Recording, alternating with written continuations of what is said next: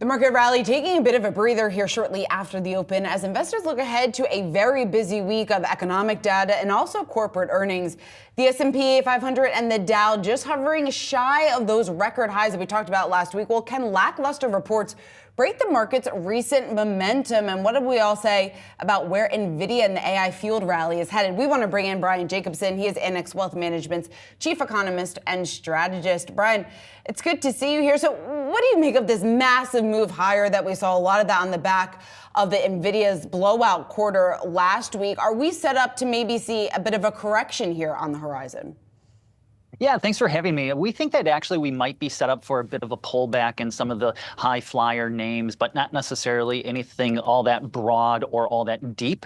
And when we look at last March, right, it was Nvidia to the rescue in terms of the AI story, the tech story, and the rally from there. And once again, it was the Nvidia earnings that really helped kind of turn sentiment around. End of December, things were looking really good. January was beginning to look a little bit chilly for the markets, and then things turned around when we realized that, you know, maybe this whole AI thing does have some legs, but maybe some of the names have been pulled along in the wake of Nvidia that perhaps shouldn't be, and so we could maybe see a little bit more sifting and winnowing in the markets over the next few weeks. What is the profile of the companies that you would believe are perhaps positioned to fall off of the Nvidia coattails then?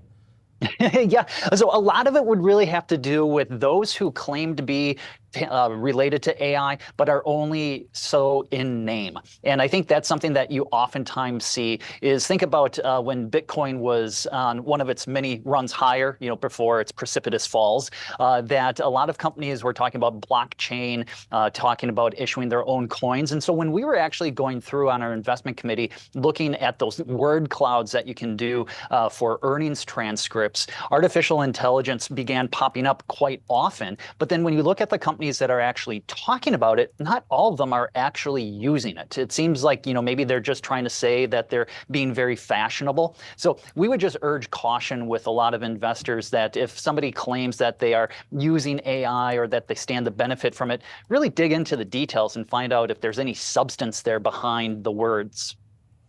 Brian, I also want to bring up what we heard from Berkshire Hathaway over the weekend. They have a record set of cash here, $167.7 billion. You had Warren Buffett warning that there's not many deals out there, that there's no possibility of another eye-popping performance. I'm curious how you take that into account when you're thinking about what this next several months, couple of years could look like. Those words from Warren Buffett, is that a warning, do you think, to the market?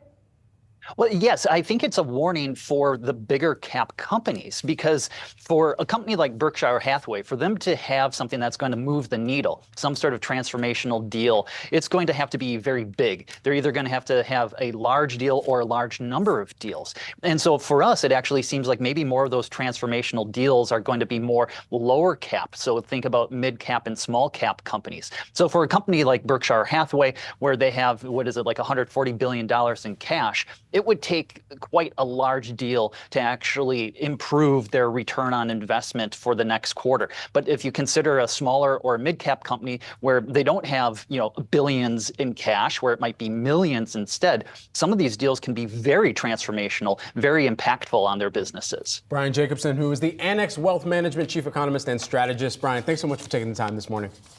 Thank you.